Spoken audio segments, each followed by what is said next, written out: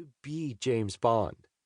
I would find myself striking up conversations with men and women well beyond my years, because no matter how old or young you are, the debonair ways of MI6's most daring agent appeal to all ages and sexes. I would often try to emulate the swagger of a Sean Connery with the charm of a Roger Moore and match it with the exquisiteness of a Pierce Brosnan. Sometimes I would even borrow my father's suit jacket and walk past the master bathroom mirror a la the opening title gun barrel scene with a hairbrush in hand, as opposed to a Walther PPK, turning perpendicular to the mirror and firing off my best shot as the imaginary blood of my foe would slowly drip down. It was because of this that I remained in love with this character and the world that the secret agent inhabited. Years later, I found myself proving my love for James Bond in a movie trivia competition. Safe to say, I met someone who had the love and passion for Bond same as I, and made quite the formidable opponent. After the trivia match concluded, I had the inspiration for this book, and I knew Mike Kalinowski was the person to team up with to write it. Mike. Racist. Sexist. Murderer. Not exactly the words you immediately think of when you imagine the debonair James Bond.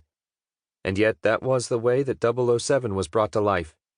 The character of Bond is one that has evolved almost more than a great majority of characters in popular fiction. There is a reason he has endured for over 60 years. Ask anyone who is a Bond fan what Bond means to them. I'd bet you'd get vastly different answers from every person you asked. For those of us that love the character, that love has probably come from a different place for each of us. For me, Bond will always be about my grandfather. My introduction to the world of Bond was through Roger Moore. It wasn't my dad who took me to my first Bond movie, it was my grandfather. The movie he took me to? A View to a Kill. I can still remember the theater in Buffalo, New York that we saw it at, from the very first scene of Bond snowboarding to California girls. Of course, it was not until much later in my life that I realized this film would be viewed as one of the worst in the franchise's history. Still, for this young fan, it was the greatest. For me, the Moore-led films had it all. Gadgets, cool cars, awesome action, and heroes who always ended up saving the day. From that film on, my love would only grow. I have such fond memories associated with these films, looking forward to every Thanksgiving when TNT would run the Bond marathon all holiday weekend long, getting excited every time a new film would be released on VHS. DVD was not a thing yet. Seeing the new cover art that UA had designed to create a unison within all the films released up to that point. Feeling the thrill that one November in 1995 when my best friend and I, away at school at Florida State University, sat down in the theater. The lights dimmed, and then the gun barrel opening flashed across the screen yet again, signaling Bond's return with GoldenEye. I never set out to write a book about James Bond. Never even had the idea pop into my head.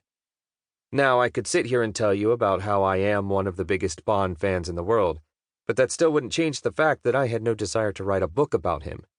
But I do know the movies. So much so that some friends have called me a walking Bond encyclopedia. That knowledge, useless knowledge, came in handy for me when I was asked to join an online trivia show called the Movie Trivia Schmodown. Think a trivia competition crossed with the characters and storylines from professional wrestling, and you get a small idea of what it is. The show takes competitors from all over the world, creates storylines and characters from them, and then has them battle it out in movie trivia. The show has an international audience and one that travels the country putting on live shows, online shows, as well as pay-per-view and exhibition matches.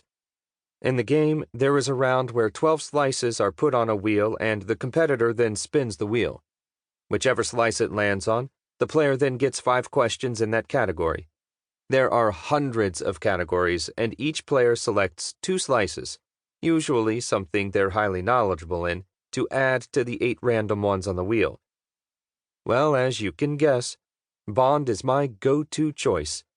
I had gotten a reputation in the league for being a killer with Bond, so much so that a special rule, the Kalinowski rule, was implemented, which meant that a player could only spin